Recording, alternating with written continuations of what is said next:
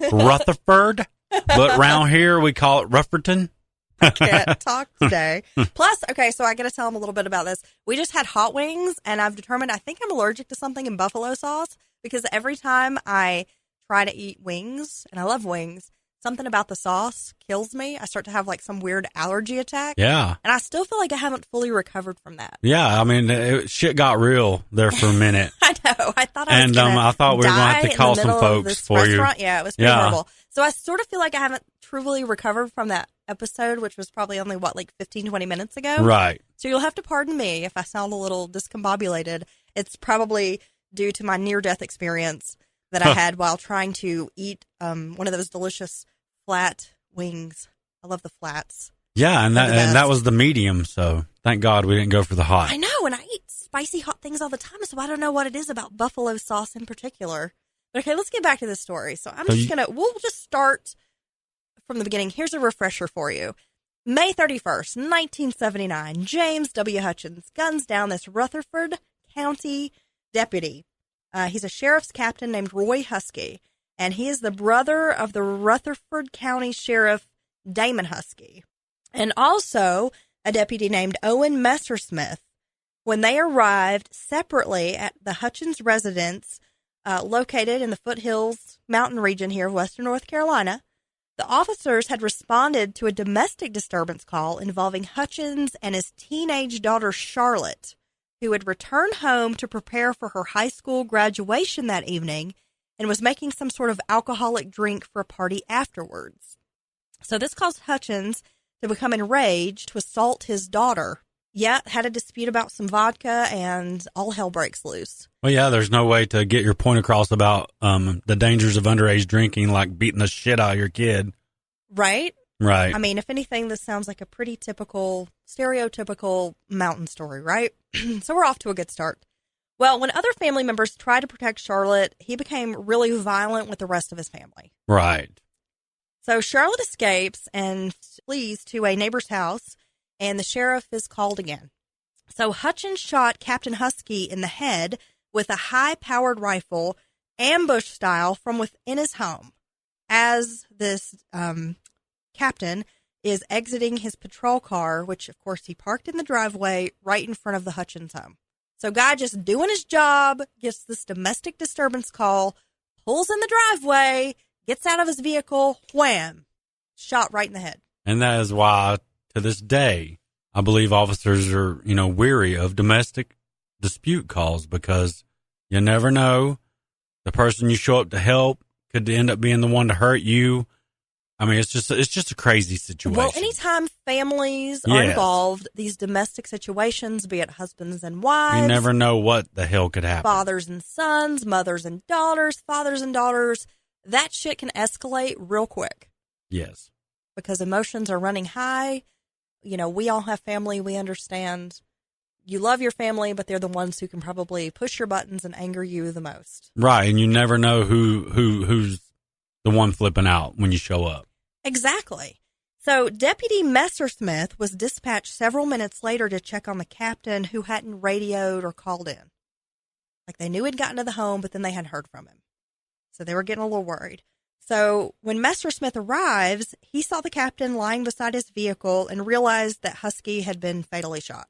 So as he shifted into reverse and started to back away, to try to find cover, Messersmith was also shot in the head through the windshield of his patrol car. What the hell? Yeah. So that vehicle drifted backwards across the street and in a ditch, with Messersmith's body slumped over the steering wheel, causing the horn to blow without stopping. I mean, this is giving me such a visual. Yeah. It's like something out of a movie. So now he's got two cops. He's killed two cops. Yep. And all over this situation with his daughter and the graduation party. Again, shit escalated real fast. Well, I'm assuming that guy was probably likely pretty batshit crazy anyway.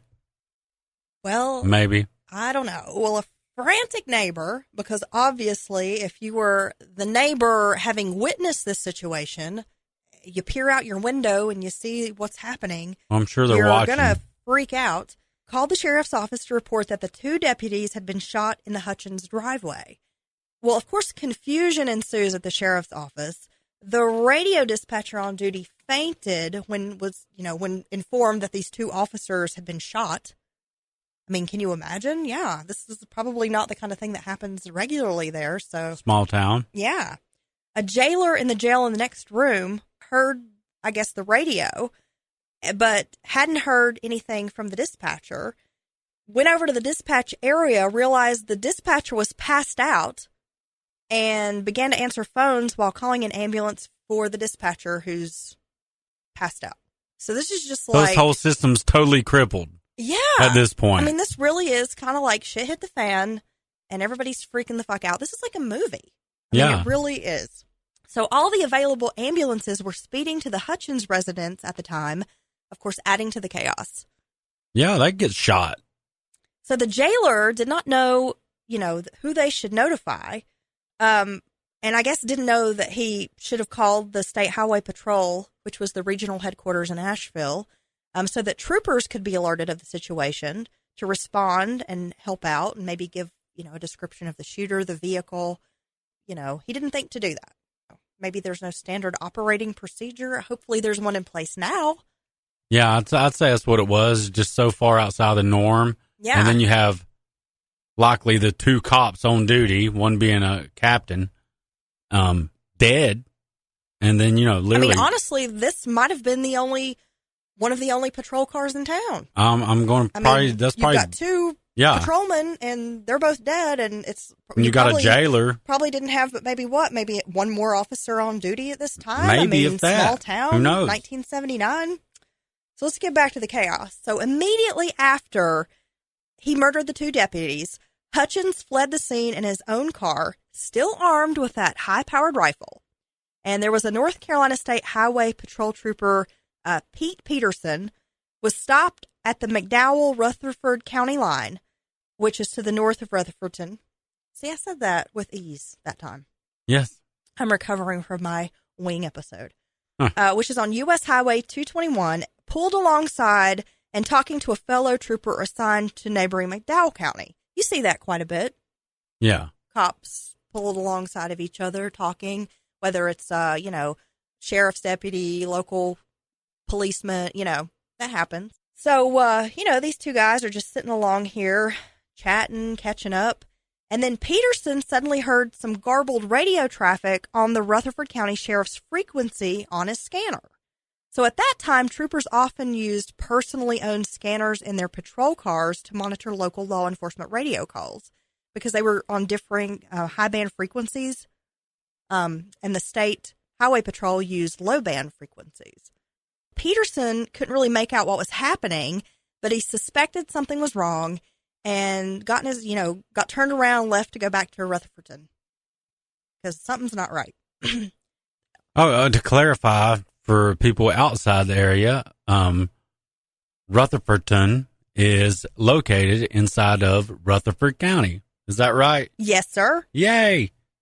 Got to consider this is the pre-cell phone era. So Peterson suspected something was wrong and left to go toward Rutherfordton. He radioed the Troop G Communication Center, which was located in Asheville, which would be the State Highway Patrol headquarters.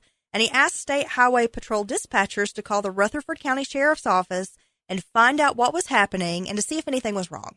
Because he just knew something was up. Yeah, there's probably nobody there to answer the damn phone because they're in chaos over there.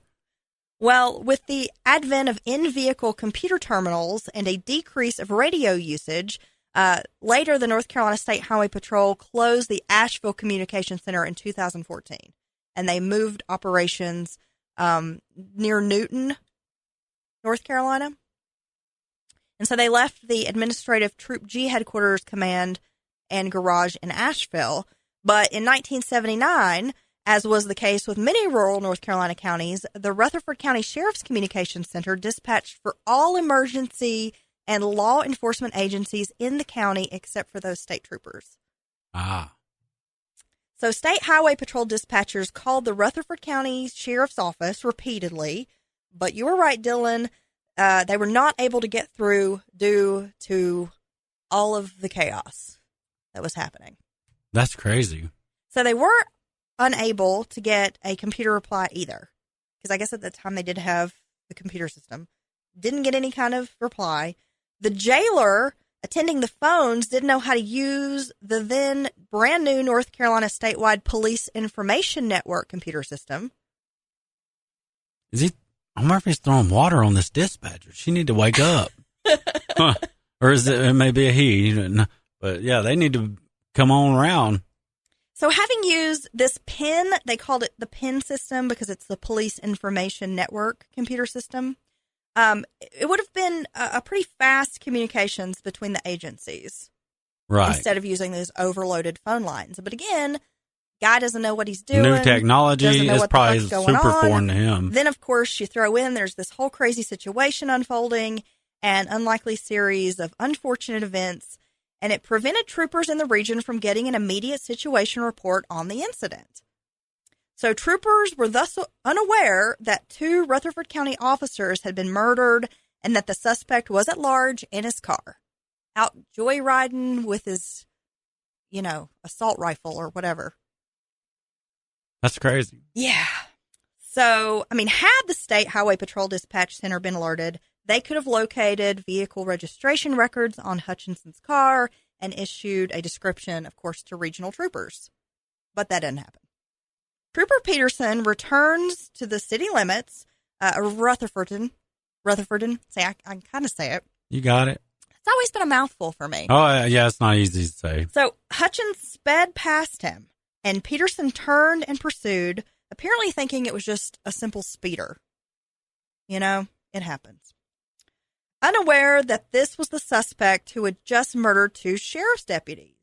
So Peterson's last radio transmission to Highway Patrol headquarters in Asheville was to give his location and to say the suspect had fled on foot and that he was running into this tree line. And troopers from across the region were made aware of the 2 Rutherford deputies having been murdered and that the suspect was still at large, just as the radio contact was lost with Peterson. Oh, no. So he's just barely hearing this as he's trying to chase this dude. Right. Into some tree line. So as you can imagine, the situation is probably not going to improve from here. Oh, God.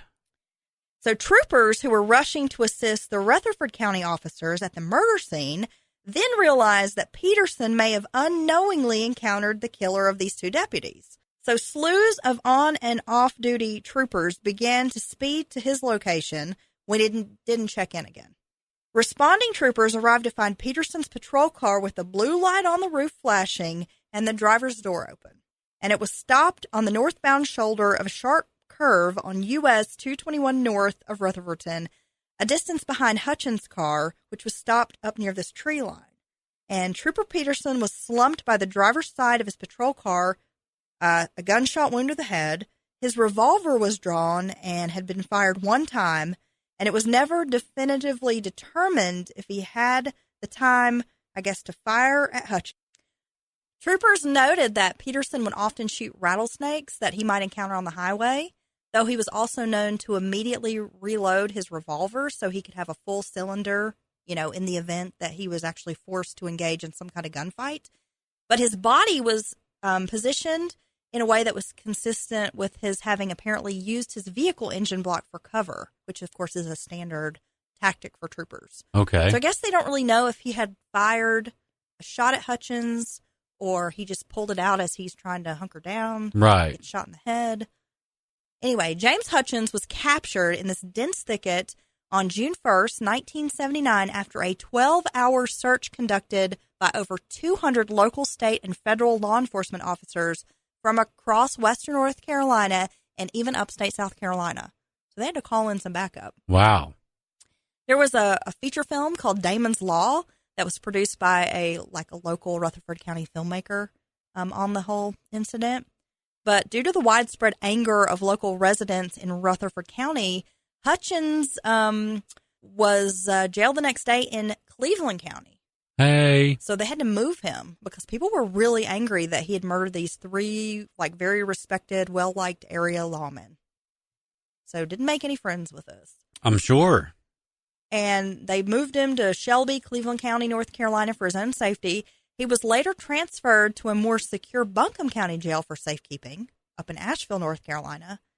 And Trooper Peterson was one of 14 North Carolina troopers killed in the western mountains of